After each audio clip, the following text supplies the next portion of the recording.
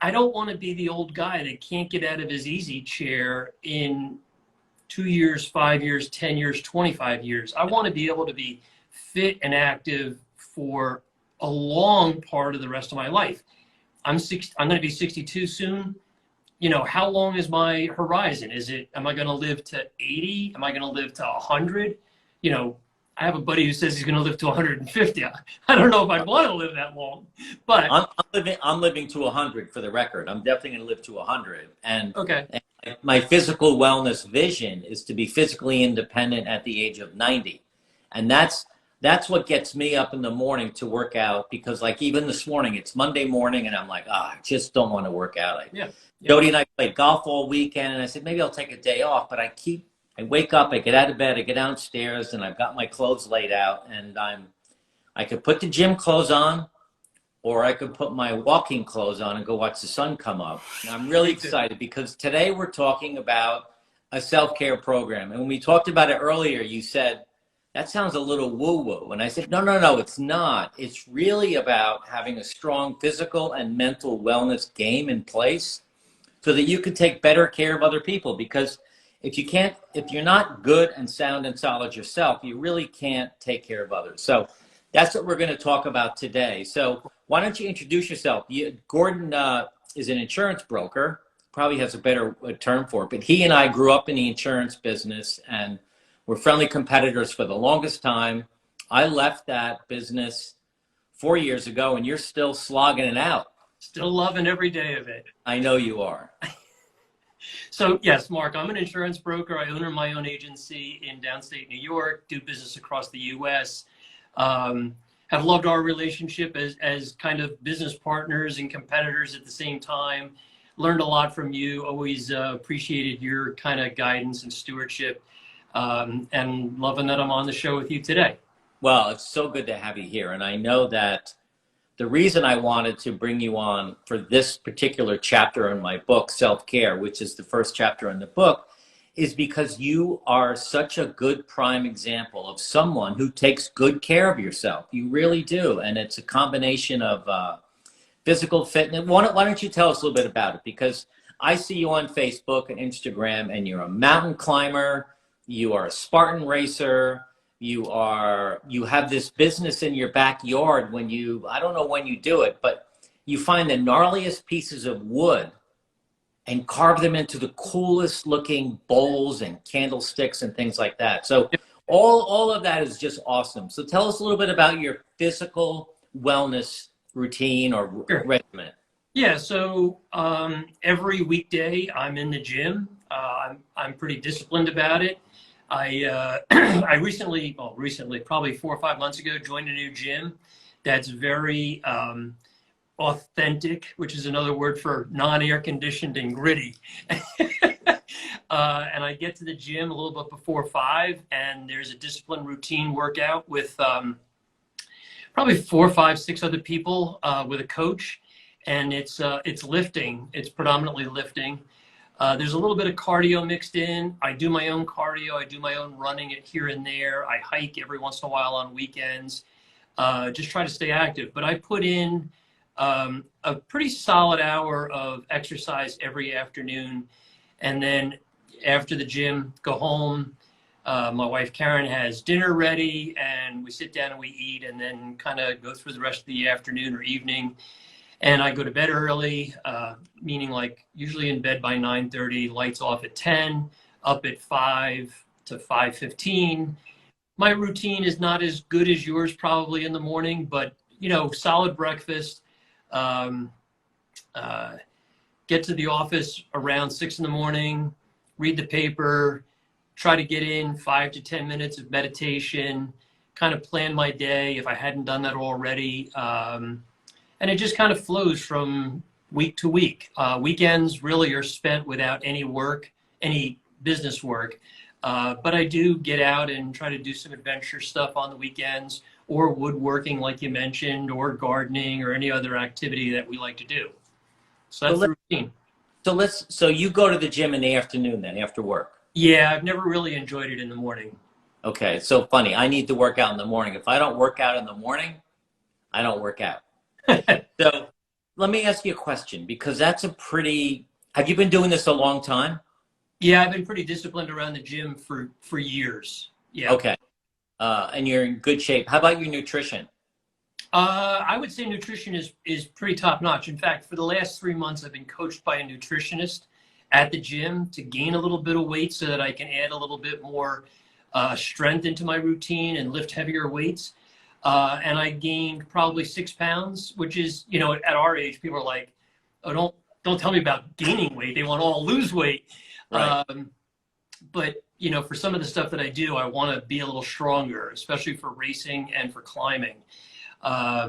So nutrition, I make myself lunch here at the office, which is usually, a huge salad with roasted chicken or grilled chicken, eggs, veggies, the whole 9 yards, heavy on the olive oil.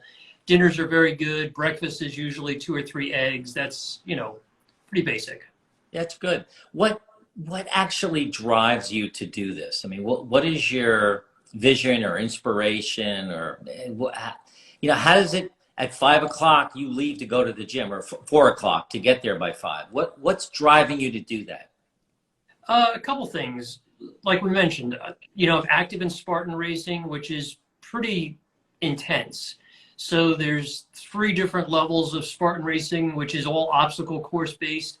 I'm looking at my whiteboard because I can never remember all the distances, but they range from 3 to 13 miles and 20 to 30 obstacles in a race. Some non-Spartan obstacle course races can have as many as 50 obstacles. So a lot of tough physical endurance. So that's one piece of it. Next week I head out to, you go to the gym so you can do the Spartan races. yeah, you need the physical strength to be able to do things like rope climbing and wall climbing. And So then what's driving you to do the Spartan races? Because I'm trying to figure out what it is for people who are watching this. How do they start to, I mean, for people that don't work out at all, I always say, listen, if you walk for 20 minutes, 5 days a week, you can actually add 5 years to your life. But how do people get inspired or motivated to do it? So what's pushing you to do the Spartan races, which is, I don't do those, but they're not for everybody. no, they're not. But Yeah. I want to keep going down the road. Is there some special magic that gets you out of bed or get you out of the office to go to these, it sounds like the Spartan races, why you go to the gym? Why do you do the Spartan racing, but also my backpacking and mountain climbing activities? You really need to have a good amount of fitness and strength to do that as well. I think the bottom line thing that's driving me is that I don't want to be the old guy that can't get out of his easy chair in 2 years, 5 years, 10 years, 25 years. I want to be able to be fit and active for a long part of the rest of my life. I'm going to be 62 soon. How long is my horizon? Am I going to live to 80? Am I going to live to 100? I have a buddy who says he's going to live to 150. I don't know if I'd want to live that long, but I'm living to 100 for the record. I'm definitely going to live to 100. And okay.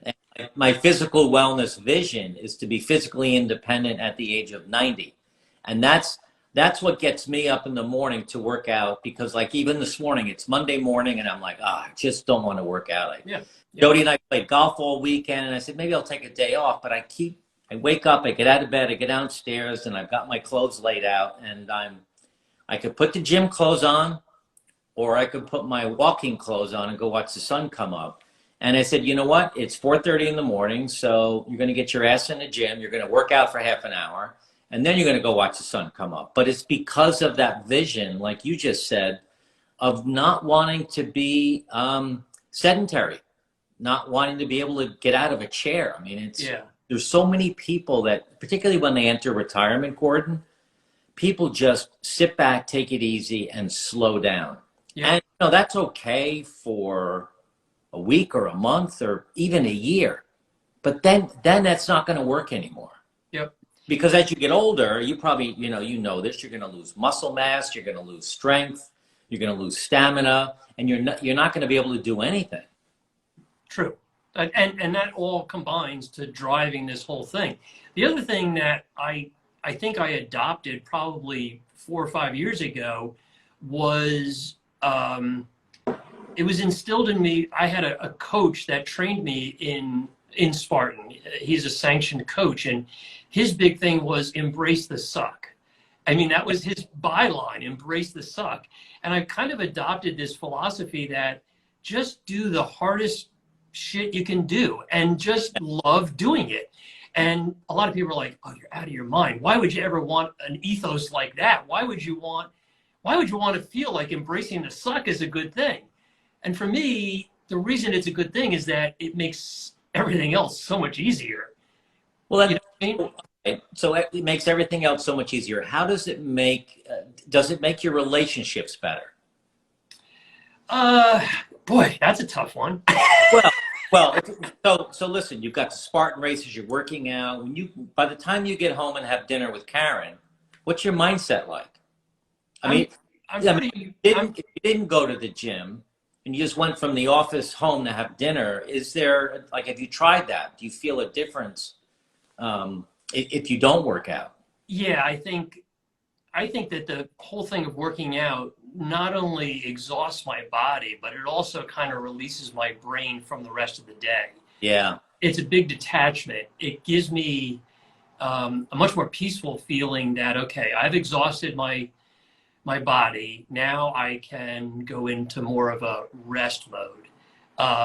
So I think that is probably a good commentary on how you can then bring that to your relationships, whether it's just, having dinner together with your wife or your spouse, or Well, it's definitely a stress reliever, isn't it? oh, for sure. And do you ever find yourself where it's not working, or you take a break and you have trouble getting back on track, or are you that disciplined that never happens?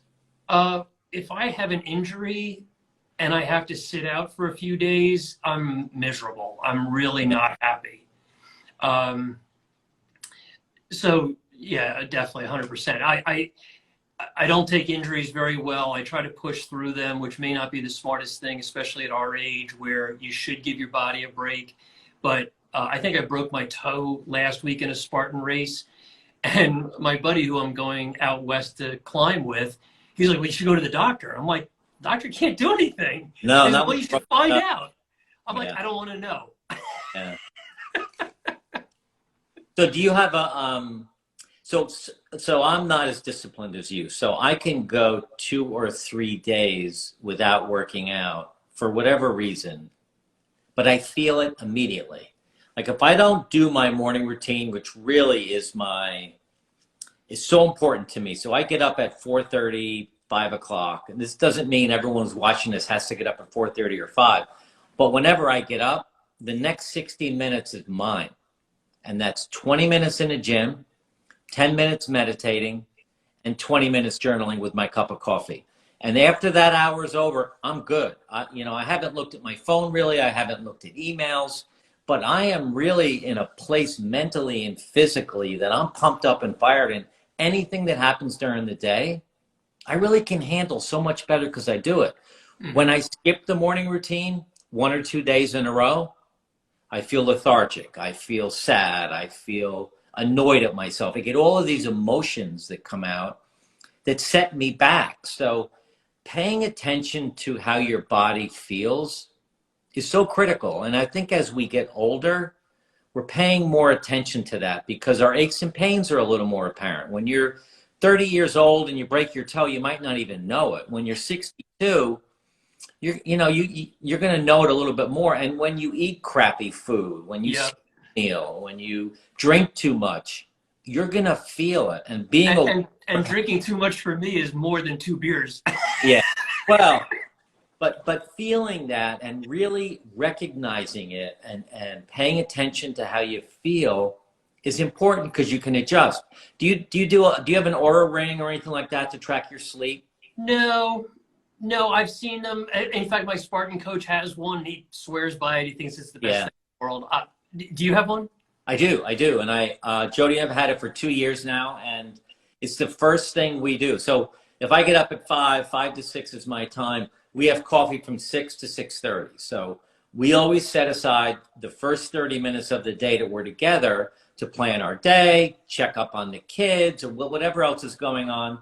We have a business together, this business, so we have to figure that out. But we also want to make sure we do our own thing. She's big with yoga. I might want to go practice golf. But the Aura Ring, we always check on our sleep numbers and our, how did we sleep? How was our activity yesterday? Do we meet our goals? And it's just another measurement tool to see how we're doing.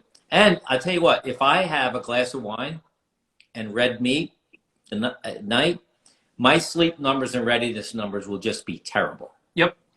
So I knew that I used to feel terrible, but when you have statistics to back it up, it really does help you get back on track to eat better and exercise and meditate. It really is helpful. Yep, I would agree.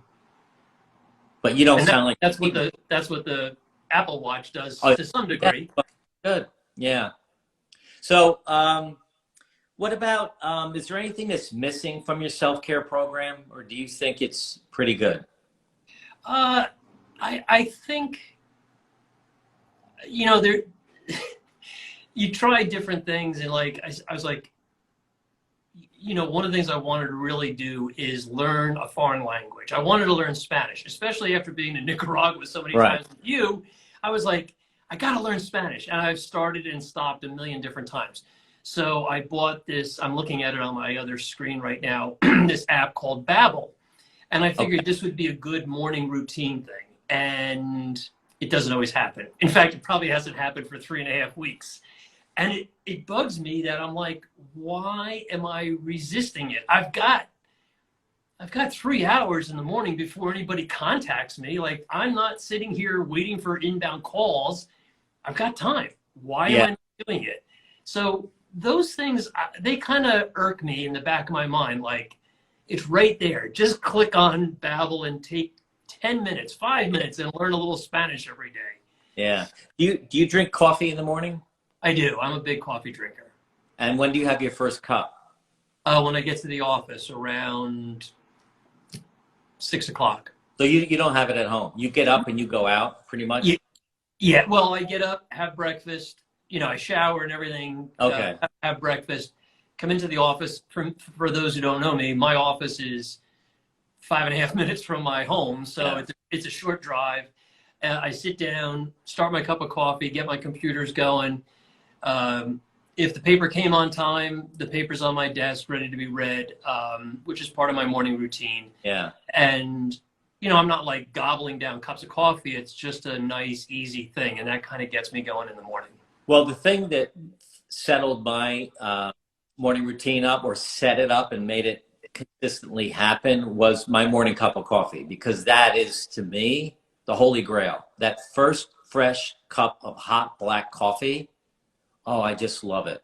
So what I was doing is I was having 2 or 3 cups of coffee, watching the news. Hey, Jim just asked, what is vitamin routine, joint pain? Hey,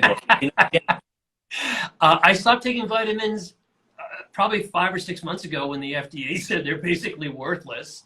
My physician said, this was like in my last checkup before that report came out, and she said, I'm not a big lover of vitamins. You should be getting all of the nutrition you need for your daily diet, which you seem to be doing well with. So I stopped taking vitamins. But joint pain, I wish I knew. I have sore knees from years and years of running. I do have some arthritis, and my orthopedist said the best thing you can do for that is just continue to work them, run, walk, lift, all that kind of stuff you're doing. Well, you know what I do? Jody and I went to see, this goes back probably 7, 8 years, naturopath doctors. Okay. We have our GP, we have all of our series of doctors, but our naturopath doctor has done really tremendous work with each of us, starting with really very broad blood work, looking at it from a whole different spectrum.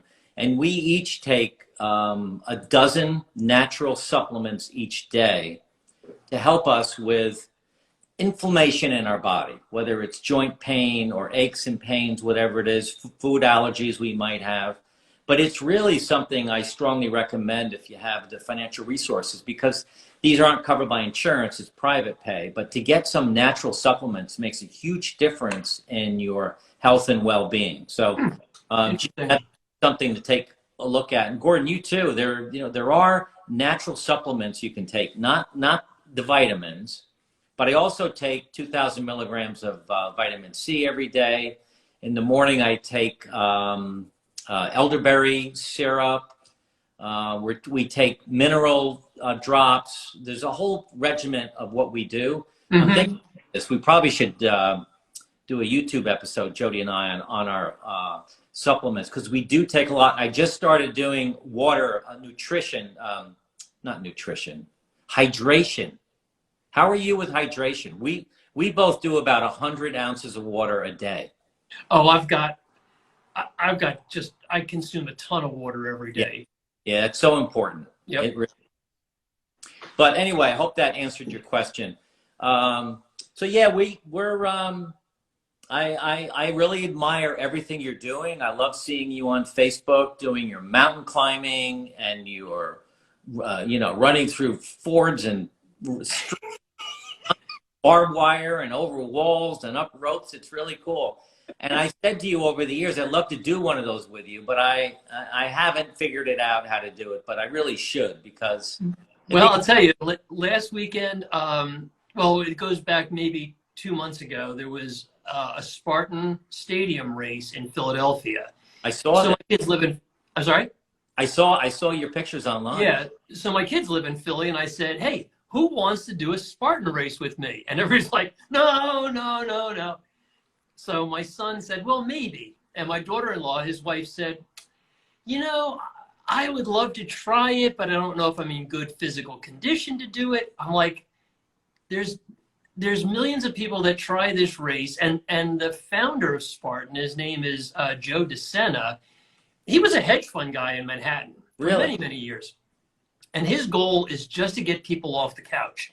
And if you listen to him and his podcast, I would say that he's probably a bit of a nut, because he's like so crazed around this whole concept of getting people off the couch and just trying something. Right. I don't know what percentage of people that try a Spartan race, especially at a stadium, are first timers, but I got to imagine it's a pretty high number. And once they do it, they're hooked. Really? Because it's such a challenge and it's outside of their comfort zone. And I race competitively, but I also enjoy just the fun of it. Yeah. So last weekend on Saturday, I ran in my age group. I placed initially 5th. I must have gotten penalized because later in the day, my standing was dropped down to 8th. I don't know how that happens. And then I ran it again later that morning with my kids. And my daughter-in-law was... Twice in one day? Yeah. Wow. I had about an hour and a half break between the 2 races, which was fine. I was able to kind of replenish and refuel. And my daughter-in-law was kind of like, she was not happy during the race. And she was taking her time. And I actually see that my daughter just joined the conversation. I think she's in Columbus, Ohio today. But anyway, my daughter-in-law was like struggling. And we just kept saying, just take your time. Yeah. You're not doing it competitively. And at the end, we crossed the finish line like 10 seconds short of 2 hours. Wow. And it was just such an amazing feeling for her that she completed it. And I was happy that I was able to share in that moment with her. And it was just a great experience. That's awesome. That's awesome. Yeah. It's been great. I'm so happy you came on to do this with me, because as I said, it's the first chapter of my book is about self-care and how important it is to have a good physical and mental wellness program in place for yourself, so that you're grounded and solid and in good shape to help others. Life. I tell people being human is hard, so you should give yourself every advantage that you can, whatever that might be, so to make it easier for yourself. And certainly, working out, training your body, training your mind, really the food that you take in really is important to living a healthy, long, happier life. I agree. 100%. Gordon, this was awesome. Thanks for doing this. Thanks for inviting me, Mark. Yeah. And we'll see you again soon. All right. Take it easy. Bye. Bye.